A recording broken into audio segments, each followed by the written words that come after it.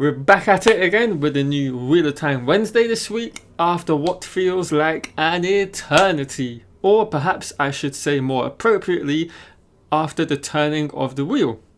So after last week and a little bit of back and forth we got from the person that runs the Twitter account for the Wheel of Time, it was pretty apparent to myself at least that I was kind of expecting something to be revealed yesterday, and we did not get disappointed. And with that said, we now got our first look at the title motion reveal, I believe is how they've said it. Let me see. How did they say it? Official motion title treatment.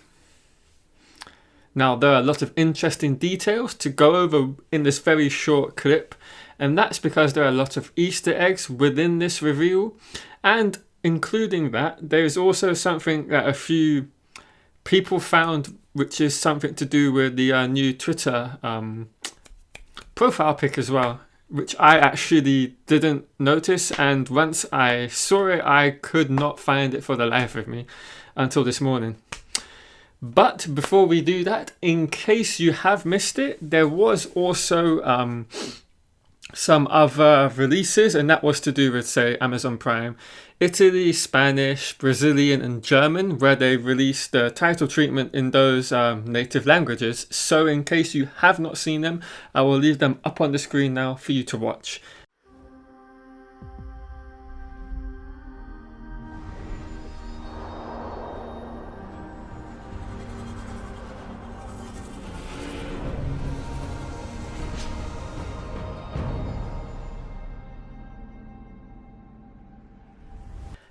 Right, let's jump right into the nitty-gritty of this video. So I don't know about you guys, but whenever I personally listen to something for the first time or watch something, I'm initially drawn straight away to perhaps the music that accompanies the clip or the audio, and I was particularly drawn to that, especially with this reveal, as I'm pretty certain that we've been given our first glimpse of the type of music we can expect to see on the show. And I say this because I can't think for the life of me why they would use any licensed music that isn't their own for the official title reveal. It just wouldn't make sense, because you're essentially paying to have music just for this 20-second clip. Now, why would you do that? That's a waste of money.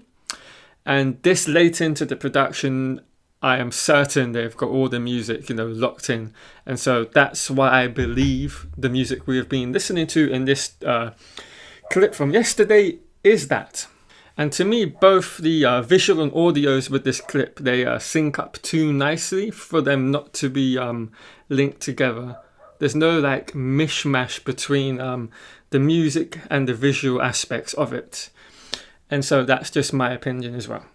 To me, it's the way the audio opens up with the shadows, which is slowly dissipates into revealing what is the Aes Sedai symbol, which, believe me, has not been just somehow incorporated into the title in a happy accident.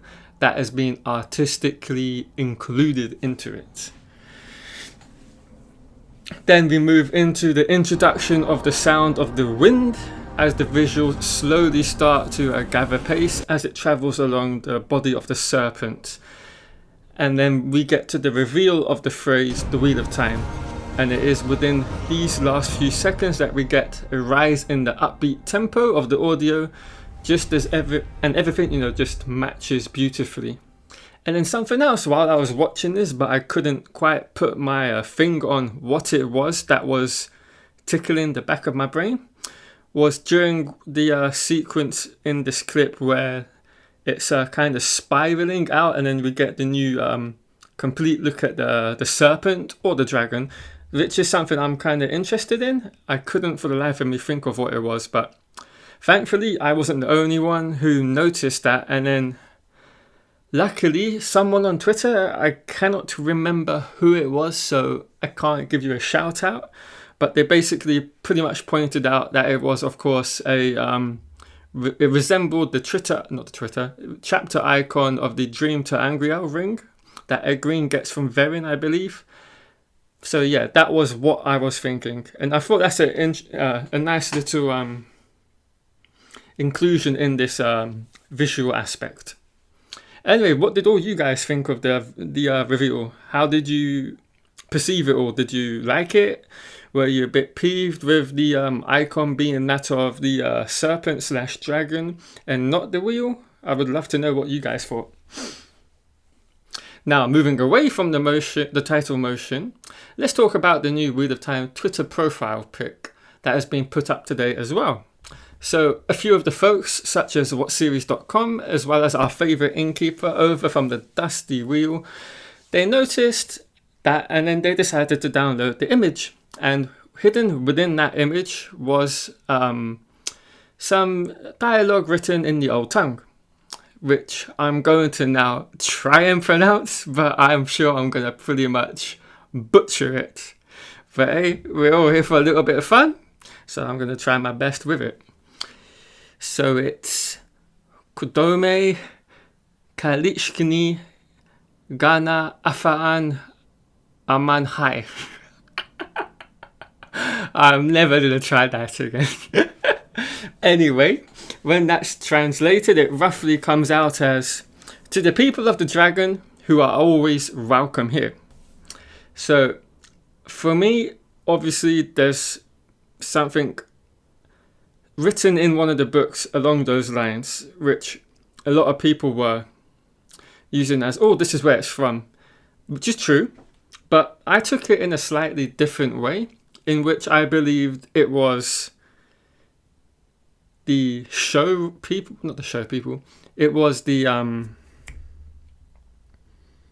team behind the show telling us as fans that we, the people of the dragon, are always welcome here. Now, I don't know about you guys, but I think that's a pretty nice way to interpret it, and I think that's pretty cool. And finally, to round things off, I can't not mention that I also love the fact that they've gone away from having the wheel as the, centerpiece of the logo. And I love the fact that they've gone with this, I suppose you'd call it the serpent. It kind of reminds me maybe of the serpent ring that the Aes Sedai have. Or we can look at it as a bit of a dragon. It's kind of almost a cross between the two. I feel that basically with this, they're going to get a better response from the general public over having just a wheel. I mean, it's like the Wheel of Time. Okay, we get it. There's a wheel. What is the point of that? That's just how I feel the general audience would be. And so having this serpent/dragon there, it leaves a bit more of an intriguingness behind it all. It looks sharper, it looks crisper. It just aesthetically looks more pleasing to me. I suppose that's the best way of putting it. And also, of course, on the design of this serpent, you can pretty much see it's a pattern which is pretty reminiscent of the one we saw right at the end of the little sneak peek at Matt Stagger. There's quite a resemblance between the two, which is quite interesting as well. And also, just one more thing on this particular logo and the way they've gone about doing the title treatment, there is very much a Game of Thrones feel to the way they've approached it. I feel there's a lot of similarities between the two, and I feel they've taken cues from how that particular show went about doing it. Now, the final thing on that is this going to be the be-all, end-all of the intro for the episodes, or is this part of a larger, more long intro? Personally, myself, I feel it's just the end and not just going to be that. But if they did go that route, there's nothing wrong with it. It's nice, it's very to the point, and it will just go straight into the episodes. Anyway, guys, that is the end of the video for today.